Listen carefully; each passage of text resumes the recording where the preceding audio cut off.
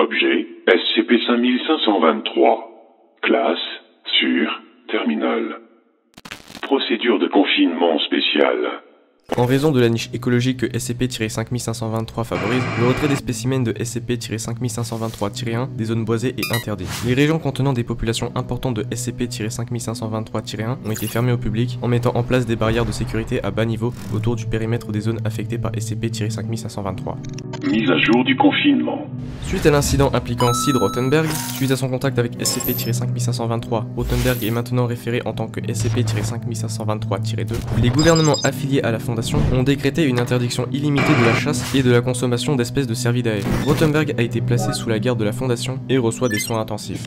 Description.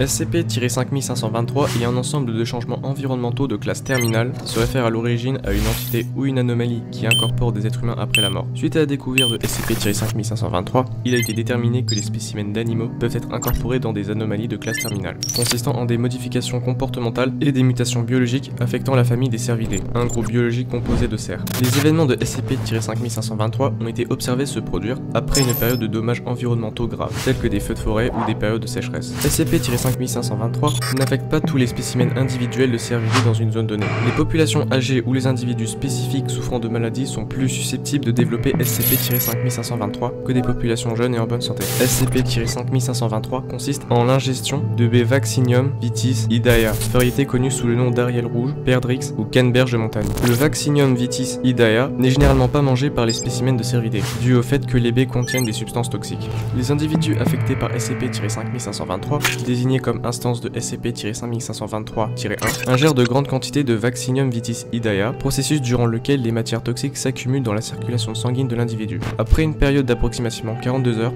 l'instance de SCP-5523-1 mourra, conduisant à une décomposition rapide, sans l'aide d'asticots ou d'autres organismes décomposeurs. Les restes squelettiques développeront des pousses de Vaccinium vitis idaea, en favorisant la croissance des plantes boréales, incluant le Smilax à feuilles rondes, le sumac vénéneux et le sarrasin, tous ces spécimens de plantes étant privilégiés par les cervidés. Suite à des recherches continues, il a été déterminé que 1% des forêts mondiales se sont développées grâce à SCP-5523. Addendum numéro 1. L'incident Rothenberg. Sid Rothenberg, un civil canadien, passionné de la nature et biologiste, a éprouvé une période de confusion et de délire suite à l'ingestion de venaison récoltée sur un spécimen de SCP-5523-1. Un journal de terrain, conservé pendant la période de délire, a été récupéré. Ce qui suit est un extrait. Je suis malade. Il y a une maladie dans mon corps. Je la sens en moi. L'explication la plus simple est les asticots, provenant de la viande mal cuite. Mais j'ai l'impression qu'il y a quelque chose de plus. Quelque chose qui peut expliquer pourquoi mon esprit me répète des mots. Smilax à feuilles rondes, sumac vénéneux, sarrasin. Pourquoi je me répète ces mots? Je n'ai que des hypothèses pour l'instant. Je me repose près du feu, en attendant les secours. Je regarde la forêt autour de moi.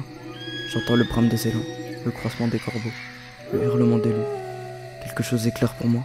La planète est en train de mourir et on ne le remarque pas. Je me suis endormi à la lumière de la lune et j'ai rêvé de ma mort, squelette, mes os, grandissant à travers la forêt. Comme les racines d'un arbre. Ma mort rendra la forêt verte et la terre aussi brune que les premiers peuples.